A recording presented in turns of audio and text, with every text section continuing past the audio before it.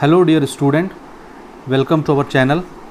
तो काफ़ी दिनों के बाद हम लोग इस वीडियो के माध्यम से मिल रहे हैं।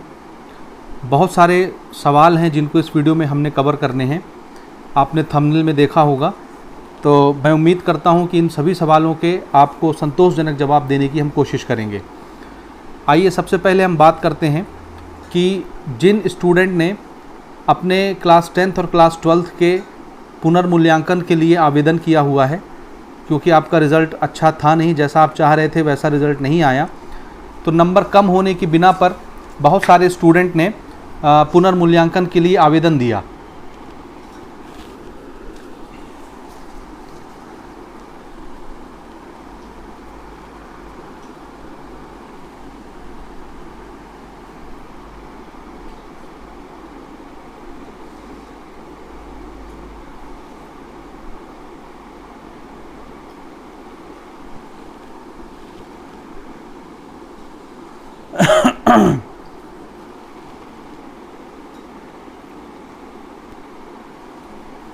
लगभग 28,364 आवेदन बोर्ड को अभी तक प्राप्त हो चुके हैं 10वीं 12वीं दोनों के मिला करके पुनर्मूल्यांकन के लिए, यानी कॉपी दोबारा से रीचेक कराने के लिए। और लास्ट डेट जो है पुनर्मूल्यांकन का वो है 24 मई 2024। आज के डेट में जब हम इस वीडियो को रिकॉर्ड करवा रहे हैं, आज की तारीख है 23 मई 2024, यानी एक दिन और शेष रह गया है।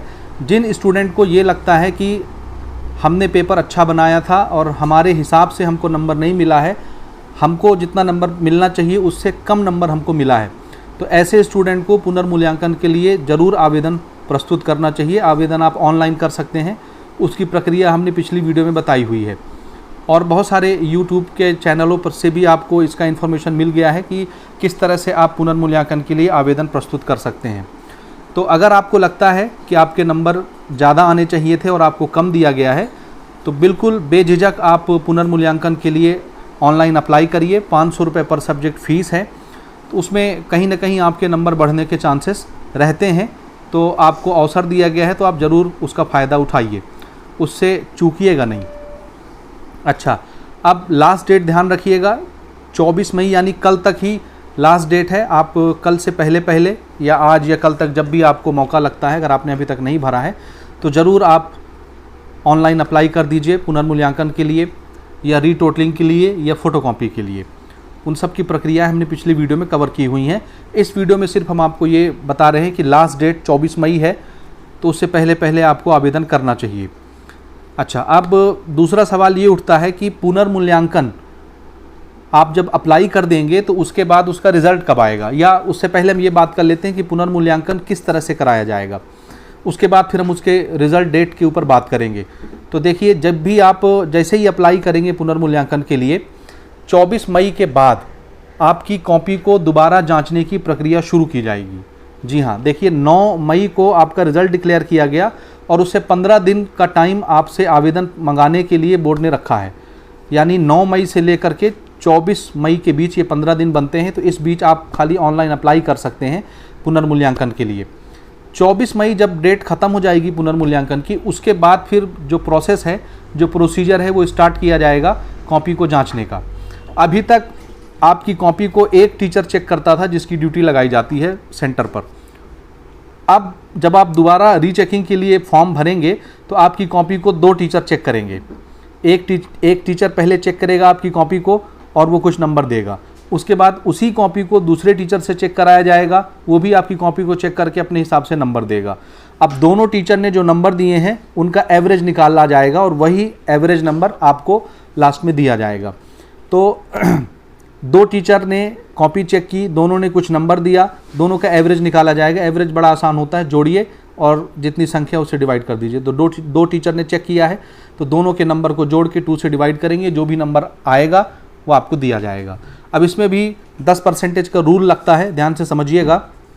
इसमें 2 तरह के बच्चे के बारे में हम बात करेंगे। एक तो वो जिनका नंबर कम आया है उम्मीद से और वो पास हैं, यानी बच्चा पास है, स्टूडेंट पास है, लेकिन उसको उम्मीद से कम नंबर मिला है। तो ऐसे स्टूडेंट का तरीका ये है कि देखिए, आपके नंबर को जब रीचेकिंग के बाद दिया जाएगा तो 10% का रूल लगाया जाएगा। ये रूल कुछ अच्छा भी है, कुछ इसकी नेगेटिव पहलू भी हैं। बहरखैर हम उस पर बात नहीं करेंगे नेगेटिव पहलू पर, क्योंकि अभी तो सिर्फ हमको इन्फॉर्मेशन से मतलब है। तो होगा ये कि अगर 10% से ज़्यादा इंक्रीमेंट होता है दोबारा कॉपी चेक करने पर, आपको जो भी नंबर मिला है, यानी पहले जो नंबर आपका था उससे अगर 10%, उस नंबर का 10% अगर इंक्रीज़ होता है, तभी आपके रिज़ल्ट में नंबर को जोड़ा जाएगा। 10% से कम अगर नंबर आपका बढ़ता है तो फिर रिज़ल्ट में कोई चेंज नहीं आएगा। जो पहले आपको नंबर मिला था वही नंबर अभी भी आपका यथावत रहेगा। इसको इस तरह से समझिए, जैसे आपको 50 नंबर प्राप्त हुआ था, 50 नंबर का 10% होता है 5। तो अगर 5 नंबर आपका बढ़ा या 5 नंबर से ज़्यादा आपका बढ़ता है दोबारा चेक करवाने पर, तब आपके नंबर को बढ़ा दिया जाएगा। लेकिन अगर 5 नंबर यानी 10% से कम नंबर आया, 4 नंबर आ गया, 3 नंबर आ गया दोबारा कॉपी चेक करने पर, तो फिर नंबर इंक्रीमेंट नहीं किया जाएगा। जो नंबर आपका पहले था यानी 50 नंबर, वही रखा जाएगा। तो ये तो ऐसे बच्चों के बारे में हो गया जो पहले से उत्तीर्ण हैं।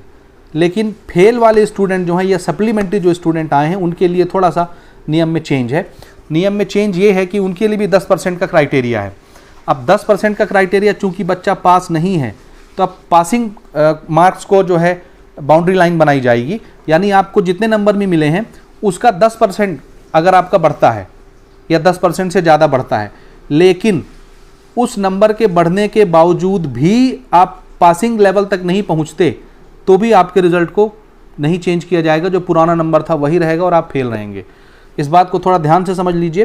पास हुए हैं जो बच्चे, उनके लिए थोड़ा सा नियम डिफरेंट है, लेकिन जो बच्चे सप्लीमेंट्री आए हैं या जो बच्चे फेल हैं, उनके लिए नियम थोड़ा सा डिफरेंट है। नियम ये है कि जैसे मैंने अभी आपको बताया पासिंग वाले बच्चों के लिए, कि अगर 10% या उससे ज़्यादा का नंबर इंक्रीज़ होता है तो आपके नंबर को बढ़ा दिया जाएगा।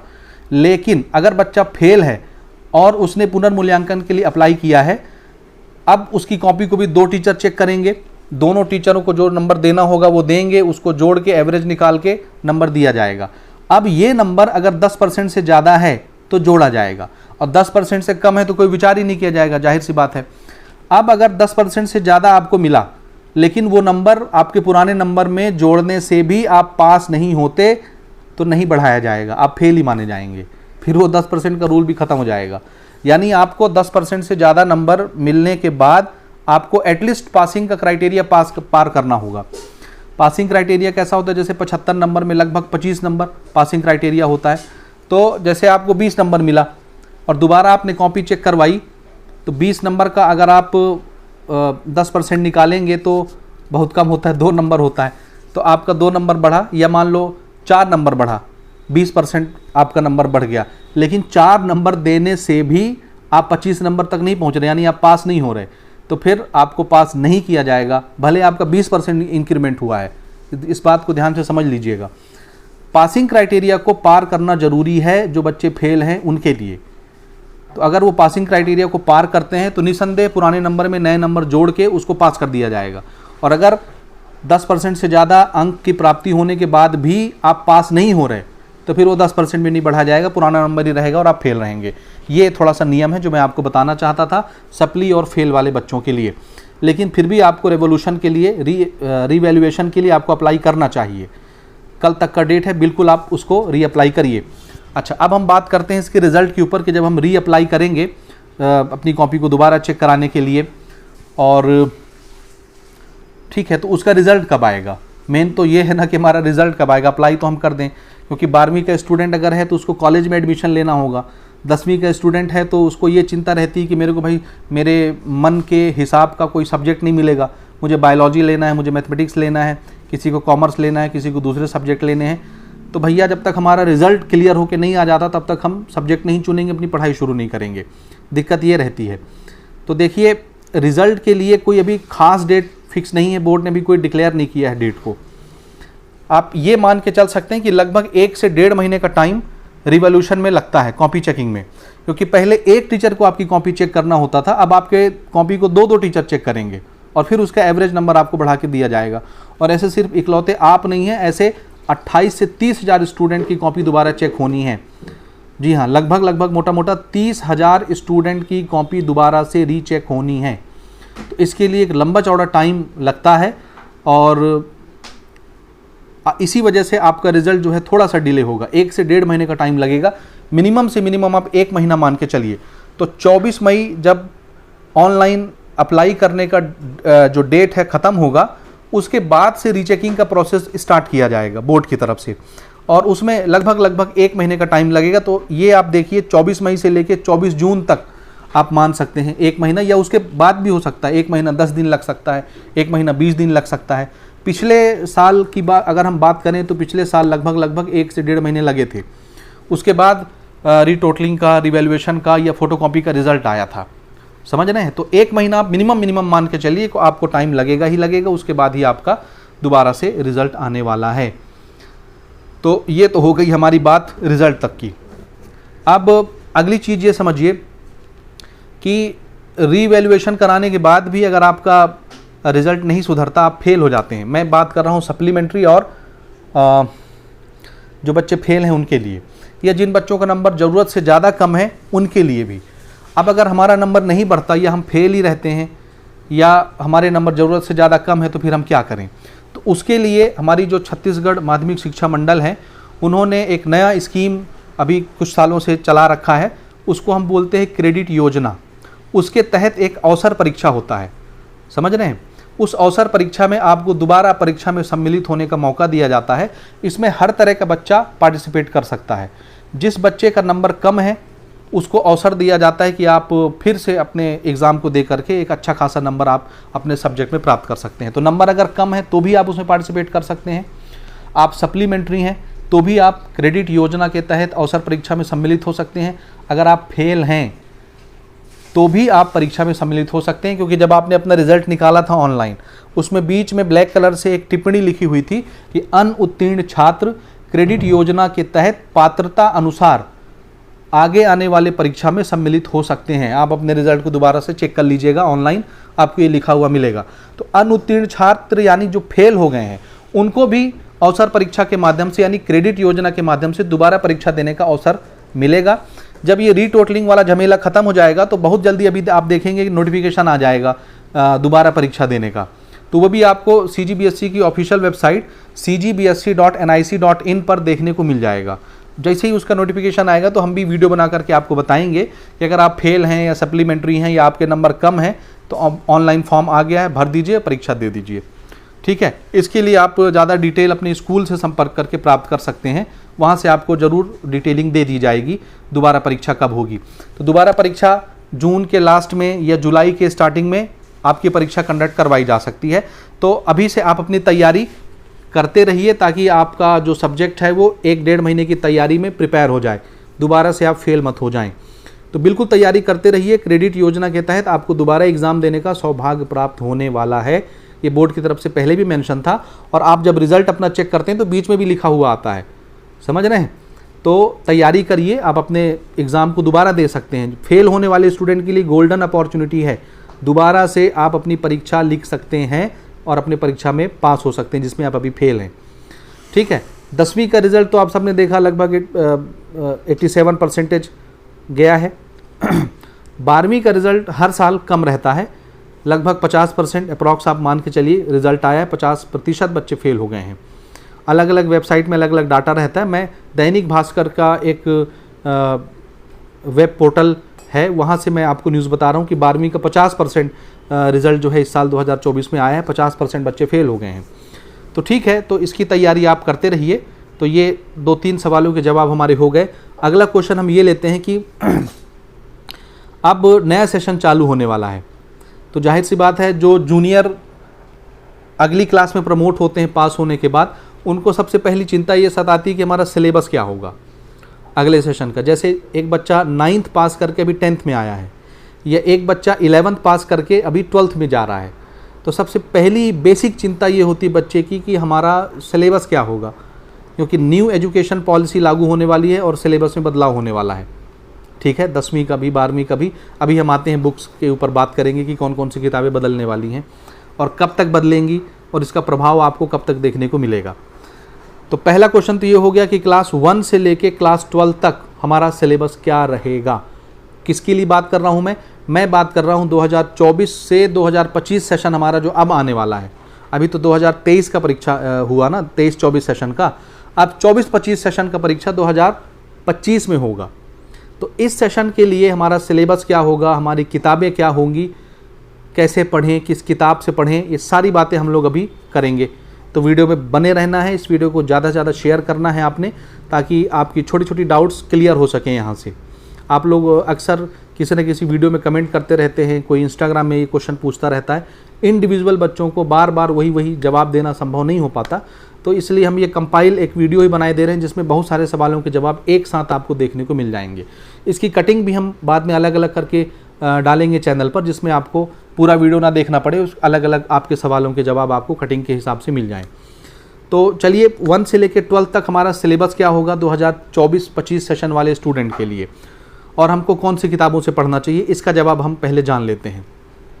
तो देखिए, इसका जवाब ये है कि 24-25 सेशन में जो बच्चे होंगे, यानी अब इस साल जो 10th पढ़ेंगे, इस साल जो 12th पढ़ेंगे, उनके लिए सिलेबस में कोई भी बदलाव नहीं किया जाएगा। 24-25 का हमारा जो सेशन है वो उसी सिलेबस के साथ चलेगा जो इसके पिछले साल का सिलेबस था। यानी इस साल जो बच्चों ने पेपर दिया है 23-24 वालों ने, सेम सिलेबस 24-25 सेशन के बच्चों के लिए रहने वाला है। इसलिए बिना किसी झिझक के, बिना किसी टेंशन के, बिना किसी दबाव में आए हुए, बिना ध्यान को भटकाए हुए आप सेम सिलेबस की पढ़ाई स्टार्ट कर दीजिए। इसमें कोई दो राय नहीं है, आपका सिलेबस इस साल नहीं बदलेगा। हाँ, किताबें आपकी बदलने वाली हैं, उसके लिए गाइडलाइन भी आ गई है। हमारी जो छत्तीसगढ़ माध्यमिक शिक्षा मंडल है, उनको ये जिम्मेदारी दी गई है स्कूल शिक्षा विभाग की तरफ से कि भैया क्लास 1 से लेके क्लास 12 तक के सिलेबस को रीडिफाइन किया जाए और नई सिलेबस की किताबें आपको लॉन्च करनी है। सिलेबस डिज़ाइन किया जाए, नई किताबें आपको बनानी है, और उसके हिसाब से फिर नया सिलेबस, नया करिकुलम लागू किया जाएगा। लेकिन ये सब कुछ करने में 1 साल अभी लग जाएगा। इसलिए 2024-25 सेशन का हमारा जो गोल्डन टाइम पीरियड आने वाला है, ये पुराने सिलेबस के साथ ही चलेगा। इसमें कोई बदलाव नहीं होंगी, कोई किताबें चेंज नहीं होने वाली हैं। समझ गए? किताबें चेंज होंगी कक्षा 1 से लेके 10वीं तक। ध्यान से सुनिएगा, मैं बुक्स की बात कर रहा हूँ कि किताबें चेंज होंगी, अगले सेशन में चेंज होंगी। उसके लिए हमारी जो माध्यमिक शिक्षा मंडल है छत्तीसगढ़ की CGBSE, उसको ये जिम्मेदारी दी गई है SCERT की तरफ से कि आप भैया हमको अपने विशेषज्ञों का नाम जो है वो दीजिए, ताकि हम उनकी कमेटी बनाएं और उनको जिम्मेदारी सौंपें कि भैया आप लोग कक्षा 1 से लेकर 10वीं तक का नया करिकुलम फ्रेमवर्क डिज़ाइन करिए। समझ रहे हैं? न्यू करिकुलम फ्रेमवर्क उनको डिज़ाइन करना है, यानी सिलेबस डिज़ाइन करना है। क्लास 1 से लेकर क्लास 12 तक की पूरी किताबें चेंज होंगी। 11वीं-12वीं की अभी हम बात नहीं करें, क्लास 1 से लेकर क्लास 10 तक। हमारी छत्तीसगढ़ बोर्ड में क्लास 1 से लेकर क्लास 10 तक की किताबें SCERT पब्लिश करती हैं। ये मैं आपको दिखाता हूँ, यहाँ देखिए, ये 9वीं की किताब है साइंस की। नीचे आप देखेंगे तो इसमें लिखा है state council of educational research and training Chhattisgarh Raipur. इसको शॉर्टकट पढ़ते हैं SCERT। इसी का एक बड़ा भाई होता है NCERT, वो नेशनल काउंसिल होता है, ये स्टेट काउंसिल है, यानी ये राज्य स्तरीय है, और वो ये स्टेट है राज्य स्तरीय, और वो तो नेशनल लेवल का हो जाता है NCERT, ठीक है, राष्ट्र स्तरीय हो जाता है। तो कक्षा 1 से लेकर कक्षा 10वीं तक की जो किताबों की जिम्मेदारी होती है, सिलेबस की जिम्मेदारी होती है, वो SCERT की होती है। तो SCERT की ही जिम्मेदारी होती है, वो पूरा अपना करिकुलम बनाए, अपना फ्रेमवर्क बनाए, अपना सिलेबस डिज़ाइन करे और उसके हिसाब से किताबें छापे, और वो किताबें फिर हम तक, आप तक पहुंचती हैं और बच्चे पढ़ते हैं। 1 से लेकर 10 तक के बच्चे। 11वीं-12वीं की बात अलग हो जाती है, वहाँ फिर SCERT का जोर नहीं चलता, याद रखिएगा। SCERT सिर्फ 1 से लेकर 10वीं तक की सिलेबस, किताबें, उसका जो करिकुलम है वो डिज़ाइन करती है। 11वीं-12वीं में SCERT का कोई लेना देना नहीं है। समझ गए पहली चीज़? तो अभी देखिए, न्यू एजुकेशन पॉलिसी के तहत एक नेशनल करिकुलम फ्रेमवर्क डिज़ाइन किया गया। ये सेंट्रल ने किया CBSE के लिए। अब उसका डिज़ाइन तो बन गया है। अब उसके डिज़ाइन के बनने के बाद, यानी CBSE का जो फ्रेमवर्क बनाना था, उनका करिकुलम बनाना था, सिलेबस, वो डिज़ाइन तैयार है। उस डिज़ाइन के बनने के बाद अब सभी स्टेट को ये आदेश दिया गया है कि आप लोग भी अपने स्टेट के हिसाब से न्यू एजुकेशन पॉलिसी के मद्देनज़र रखते हुए अपना अपना सिलेबस डिज़ाइन करिए। तो ये जिम्मेदारी SCERT ने छत्तीसगढ़ माध्यमिक शिक्षा मंडल के ऊपर लगाई है कि भैया आपको विशेषज्ञों की एक टीम बनानी है, हमको नाम भेजना है। जब आप विशेषज्ञों का नाम भेजेंगे, यानी पर्टिकुलर सब्जेक्ट के विशेषज्ञ जिनको कम से कम 15 साल का अनुभव होगा अपने सब्जेक्ट का, जैसे मैथमेटिक्स का, फिजिक्स का, अकाउंट का, बायोलॉजी का, केमिस्ट्री का, मैं डिफरेंट सब्जेक्ट्स के नाम नहीं लेना चाहता, जितने भी सब्जेक्ट्स आप जान रहे हैं, आप स्कूल लेवल में पढ़ते हैं, हर एक के विशेषज्ञ बुलाना है, या ज़्यादा बेहतर हो कि वो PhD होल्डर हों, कम से कम 15 साल से ज़्यादा उनको पढ़ाने का अनुभव हो, ऐसे लोगों की टीम बनानी है। उनका नाम जो है बोर्ड ने मंगाया है मीटिंग करके।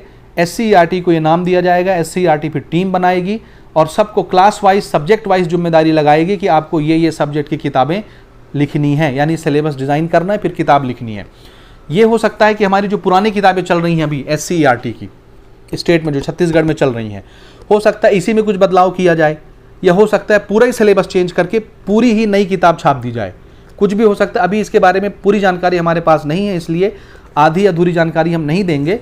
कुछ भी हो सकता है, जैसे ये किताबें हैं ना, जैसे ये मैथ्स की किताब, ये साइंस की किताब हो गई, ये 8वीं की गणित की किताब हो गई, इस तरह 10वीं की मैथ्स की किताब है, साइंस की किताब है, दुनिया भर किताबें हैं। तो इसमें बदलाव कैसा होगा, ये हो सकता है कि भैया ये अभी जो इसमें सिलेबस है इसी में चेंज कर दिया जाए, जैसे NCERT ने किया है, काट छाट, आपने सुना होगा, CBSE ने NCERT ने मिलकर काट छाट कर दिया, किताबों को पतला कर दिया। तो हो सकता है इनको भी पतला कर दिया जाए या मोटा कर दिया जाए, कुछ चीज़ें शामिल कर दी जाए, कुछ चीज़ें काट के निकाल दी जाए, जो ज़रूरत की चीज़ें नहीं उनको हटा दिया जाए। ऐसा भी हो सकता है, और ऐसा भी हो सकता है कि पूरी तरीके से ज़ीरो से स्टार्ट करके नया सिलेबस बना दिया जाए। समझ रहे हैं? तो नई किताबें फिर छापी जाएंगी, लेकिन इसके लिए उन्होंने बताया है कि भैया नवंबर दिसंबर तक टाइम लगेगा।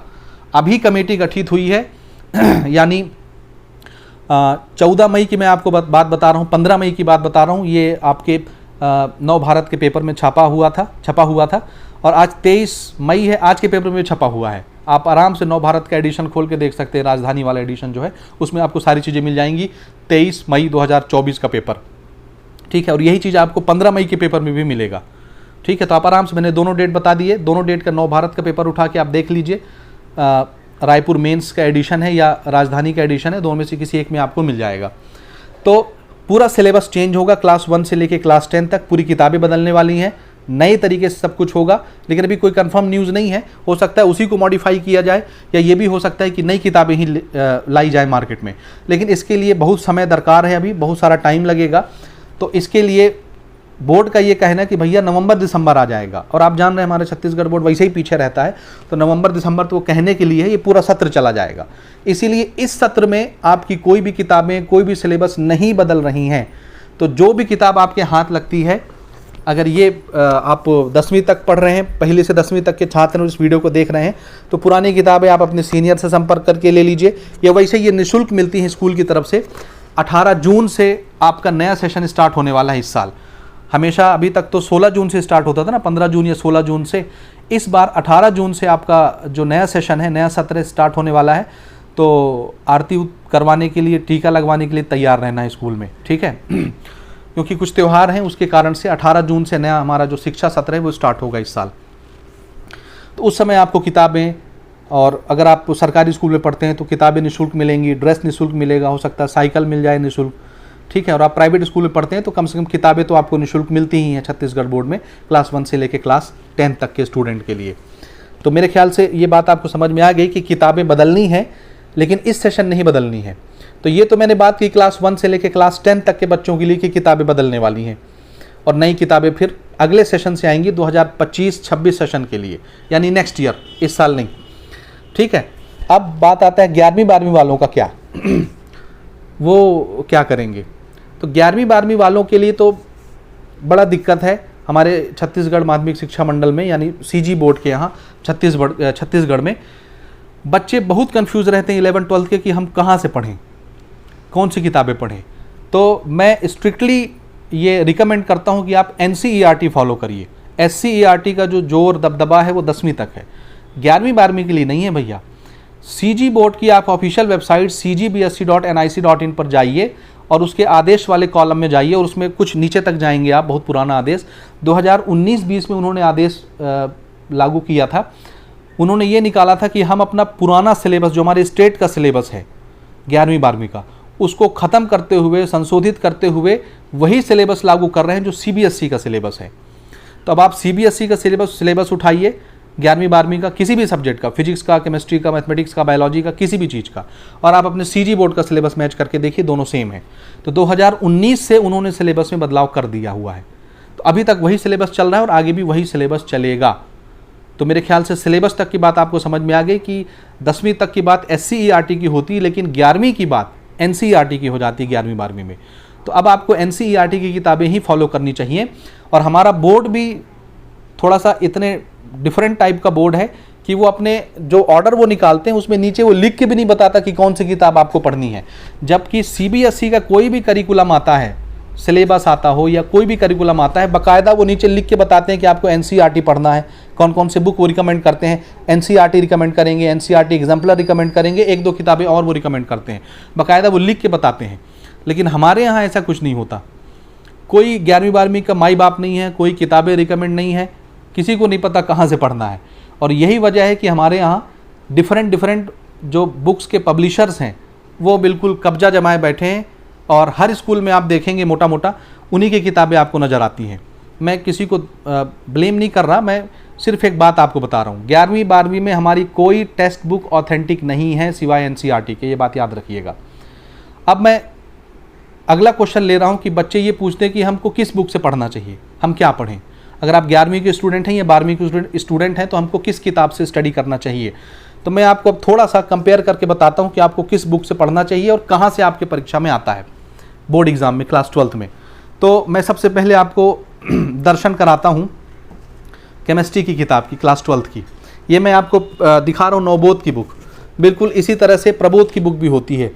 ये बुक आपने देख लिया, ये क्लास 12th की केमिस्ट्री की किताब है, ठीक है। इसका ज़रा मोटाई का अंदाज़ा लगाइए, ये ठीक है। इधर से भी आपको दिखाते हैं, ये देखिए ऐसे दिखा दे, है ना, ऐसे पलटा के, उल्टा तो नहीं हो गया, हाँ उल्टा हो गया, ये ऐसे दिखाएंगे। ये केमिस्ट्री नवबोध की क्लास 12th की है। इसकी थोड़ी मोटाई देखिए आप, ये साल भर मुश्किल से 10 महीने में 6 महीने 7 महीने स्कूल रहते हैं। अब इतने कम टाइम पीरियड में इतना लंबा चौड़ा टेक्स्ट बुक ख़त्म करना संभव नहीं है, ठीक है। दर्शन कर लिया आपने ना, ठीक। मैं दूसरी किताब के दर्शन कराता हूँ आपको, फिजिक्स का, क्लास 12th का। ये किताब है हमारा क्लास 12th की फिजिक्स का, ठीक है। इसकी भी मोटाई वैसे ही है, देख रहे हैं आप। ये 6 महीने 7 महीने के सिलेबस, 6 महीने 7 महीने के टाइम पीरियड में ये किताब का सिलेबस ख़त्म कर पाना संभव नहीं है, ठीक। किसी के लिए संभव नहीं होता इसको पढ़ पाना। पढ़ेंगे, रिवीजन करना है, बहुत सारा काम रहता है, एक बार नहीं पढ़ना रहता, 4 बार पढ़ना रहता है। फिर हम आपको दर्शन कराते हैं, ये है मैथमेटिक्स। ये मैं सब नवबोध पब्लिकेशन आपको दिखा रहा हूँ। मेरे पास 10 तरह की पब्लिकेशन की किताबें रखी हुई हैं, प्रबोध भी हैं और बाकी भी हैं, प्रदीप वगैरह की हैं, और क्या क्या नाम आपको गिनवाएं, बहुत सारी पब्लिकेशन की किताबें हैं। तो ये देखिए, मैं सिर्फ छत्तीसगढ़ बोर्ड अभी कवर कर रहा हूँ, इसलिए मैं वो किताबें दिखा रहा हूँ जो छत्तीसगढ़ बोर्ड में चलती हैं ये। और बाकायदा बच्चे कमेंट करके बोलते हैं कि आप ये क्यों नहीं पढ़ा रहे, हमारे स्कूल में तो ये लग रहा है, हमारे टीचर इसको पढ़ाने के लिए बोलते हैं, इसको पढ़ो, ये किताब खरीदने बोलते हैं, तो इसको क्यों नहीं पढ़ाते आप अपने चैनल पर, ठीक है। इसकी मोटाई देख रहे हैं ना, मैं इसको पढ़ाने लगूंगा तो पता नहीं कब ख़त्म होगा ये, क्योंकि इसमें एग्जाम्पल ज़रूरत से ज़्यादा होते हैं, एक्सरसाइज के क्वेश्चन ज़रूरत से बहुत ज़्यादा होते हैं। आप प्रैक्टिस करने बैठेंगे, ये ख़त्म नहीं हो पाएगा, दिक्कत ये है, ठीक है। तो इसके बजाय हम आपको रिकमेंड करते हैं कि भैया आप ये किताब पढ़िए, ठीक है। ये 12वीं की किताब मैं आपको दिखा रहा हूँ, 2 पार्ट में आती है 12वीं की, ये NCERT है। और ये अभी इसकी मोटाई आपको थोड़ी सी ज़्यादा लगेगी क्योंकि ये मेरे हाथ में पुराना एडिशन है। अब जो NCERT की किताबें आ रही हैं वो कट छट के आ रही हैं, यानी रिवाइज्ड हो गई हैं, रिड्यूस्ड हो गया है सिलेबस, कुछ चैप्टर कट गए हैं, अंदर से बहुत सारे पोर्शन कट गए हैं, तो अब ये और पतला हो गया है। इसकी दोनों की अगर हम मोटाई मिला दें, ये देखो, तो भी आपके इस किताब की मोटाई के बराबर नहीं पहुंचता।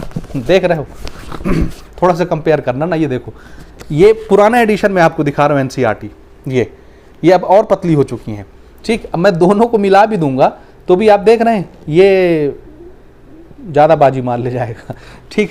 तो मेरे ख्याल से आपको बात समझ में आ गई है। तो हमको कहाँ से पढ़ना चाहिए, हमको NCERT से पढ़ना चाहिए। 12वीं में 2 पार्ट में आता है किताब, 11वीं में खाली 1 बुक होती है।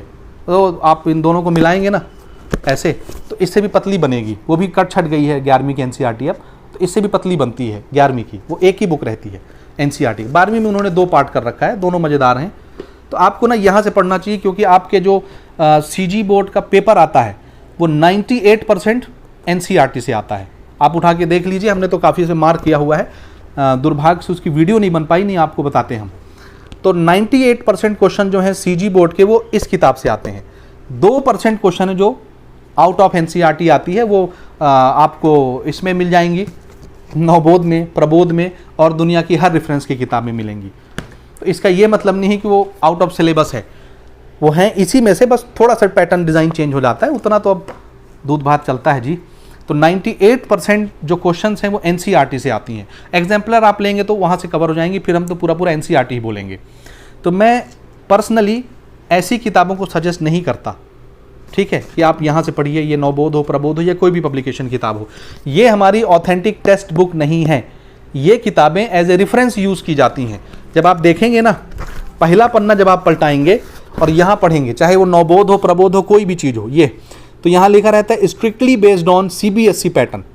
अब आप पढ़ेंगे डिटेल से, मैं ओवरऑल आपको बात बता रहा हूँ, CBSE बेस्ड पैटर्न।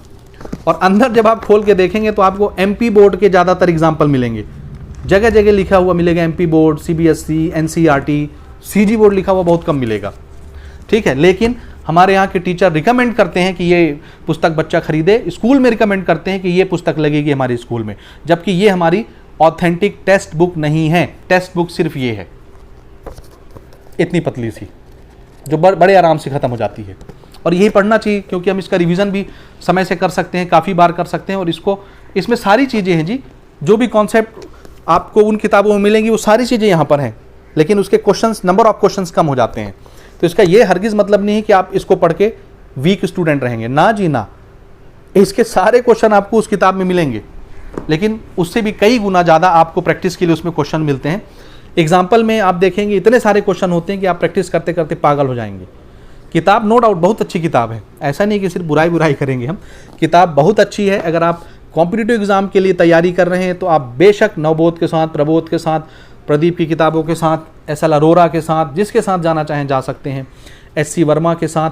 हमारे पास तो 10 तरह की पब्लिकेशन किताबें रखी होती हैं, किस दिन आपको दिखाएंगे, ठीक है। तो मेरे ख्याल से बात आपको समझ में आ गई होगी। और वैसे भी जैसे ये केमिस्ट्री का किताब हो गया, इसको आप पढ़ लोगे जी 1 साल में, इतनी मोटी किताब है। और मैं अगर बोलूँ यही किताब आपके स्कूल में लगेगी तो मैं अब ये तीनों मिला देता हूँ। ये कौन से बस्ते में आप लेके जाएंगे बताइए, ये इतनी भारी किताब हो गई, ये देखो कौन से बस्ते में लेके जाओगे, 10-15 किलो तो वैसे ही हो जाएगा ये समझ रहे हो ना। इसलिए NCERT पर फोकस करिए। NCERT का आप देखिए, फिजिक्स है, बिल्कुल पतली सी रहती है, 2 पार्ट में लगती है, वो भी अब और कट छट गई है। केमिस्ट्री भी 2 पार्ट में रहती है, बहुत अच्छी किताब है। कॉम्पिटिटिव लेवल में आप देखेंगे सीधा सीधा वहीं से क्वेश्चन उठा करके आपके एग्जाम में दिए जाते हैं। और बोर्ड में भी कोई भी टीचर ये बोलता है ना कि यहाँ से बोर्ड परीक्षा में क्वेश्चन नहीं आएगा, तो आपको बेवकूफ़ बना रहा है। हम एज ए प्रूफ आपको बता रहे हैं, पिछले कई सालों के पेपर का एनालिसिस करने के बाद अपने अनुभव से हम आपको बता रहे हैं कि 98% क्वेश्चन NCERT से आता है। आप बड़े मज़े से 100 आउट ऑफ 100 लेकर के निकल सकते हैं अपने बोर्ड एग्जाम में। तो आपको NCERT से पढ़ना चाहिए, समझ रहे हैं। हाँ, बाकी किताबें जो हैं ये नो डाउट बहुत अच्छी किताबें हैं, फिजिक्स की हों, केमिस्ट्री की हों, मैथमेटिक्स की हों, बायोलॉजी की हों, ये एज ए रेफरेंस बुक आप इस्तेमाल करिए। इसमें हर चीज़ को काफ़ी डिटेल वे में समझाया जाता है, बड़ी अच्छी लैंग्वेज है, बड़ी अच्छी किताब है और बहुत सारे क्वेश्चन आपको प्रैक्टिस के लिए मिलेंगे, कॉम्पिटिटिव के लिए। अब देखते हैं MCQs वगैरह इसमें बहुत सारे होते हैं।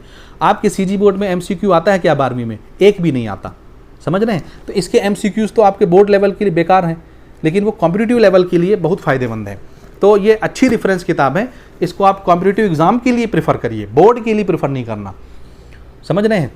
तो किताबें बदलेंगी, NCERT भी कट छट गई है, बिल्कुल उसी तर्ज पर हमारा जो CG बोर्ड है वो भी 11वीं 12वीं का सिलेबस रीडिफाइन करेगा और आप देखिएगा वही सिलेबस आएगा जो CBSE ने अपने लिए डिज़ाइन किया हुआ है इस साल, ठीक है। तो मेरे ख्याल से अब आपका ये डाउट क्लियर हो गया होगा। और इतनी मोटी मोटी किताबें पढ़ने से कोई फ़ायदा नहीं है जी। लास्ट में बच्चे कोई भी किताब पढ़ें, आप आपके स्कूल में भले ये किताबें लगती हों, प्रबोध की लगती हों, कुछ भी लगती हों, आखिरी में हर बच्चा ये पुस्तक खरीदता है। देख रहे हैं ना, परीक्षा बोध, ये है परीक्षा सार नवबोध वालों का, ये प्रबोध वालों का परीक्षा बोध है, ये नवबोध वालों का परीक्षा सार है, ये प्रबोध वालों का परीक्षा बोध है, समझ रहे हैं। तो कोई भी पब्लिकेशन से पढ़ने वाला बच्चा हो, चाहे वो NCERT पढ़ रहा हो या दूसरी पब्लिकेशन की किताब अपने स्कूल में पढ़ रहा हो अपने टीचर से, आखिरी में जब ये मार्केट में आती है तो हर बच्चा इसी को खरीदता है और इसी से अपनी पढ़ाई करता है बोर्ड की। समझ रहे हैं। तो ये फिजिक्स की किताबें हैं, मैं आपको मैथमेटिक्स की भी दिखा रहा हूँ। ये देखिए, आप किसी भी किताब से पढ़िए, उतने सारे क्वेश्चन जाहिर सी बात है आप प्रैक्टिस नहीं कर सकते, तो लास्ट में बच्चा फिर इसमें उतर आता है। ये सारी किताबें लेता है और इससे तैयारी करता है। इसमें सेलेक्टेड क्वेश्चन होते हैं जो आपके बोर्ड परीक्षा में आते हैं। इसके बाद इस तरह के कुछ आदर्श आंसर शीट आती हैं, आप देख सकते हैं, क्लास 12th के लिए 10th के लिए दोनों के लिए आती है। फिजिक्स का मैं एज ए रेफरेंस आपको दिखा रहा हूँ, यानी ये सब नहीं करना तमाशाबाजी। मैं सिर्फ ये बता रहा हूँ कि आपके मन में जो भ्रम रहता है ना कि हमको किस किताब से पढ़ना चाहिए, मैं तो भैया मेरा टीचर बोला नवबोध से ही पढ़ना है, मेरा टीचर बोला प्रबोध से पढ़ना है, उसके अलावा मैं कोई किताबें नहीं पढ़ूंगा, तो ये सबसे बड़ा मिथ है। किसी भी नोटिफिकेशन में सीजी बोर्ड ने नहीं बोला है कि नवबोध या प्रबोध या अदर पब्लिकेशन की किताबें हमारी ऑथेंटिक टेक्स्ट बुक हैं। ये टेक्स्ट बुक नहीं है, ये रेफरेंस बुक है, याद रखिएगा। टेक्स्ट बुक सिर्फ ये है जिसमें हमारा जो सिलेबस है वो पूरी तरह से यहाँ कवर हो जाता है, इसमें कोई भी टॉपिक नहीं छूटता, इसलिए इसको ऑथेंटिक टेक्स्ट बुक हम मानेंगे। बाकी आप जो मर्जी वो किताबें पढ़िए, मैं किसी से इनकार नहीं करता, ना मेरा कोई पर्सनली दुश्मन है, ना किसी ने मेरे को प्रमोशन के लिए बोला है, ठीक है। तो आपकी मर्जी, मैंने ट्रुथ आपके सामने रख दिया, अब आपकी मर्जी, आपको जिससे पढ़ना उसे पढ़िए।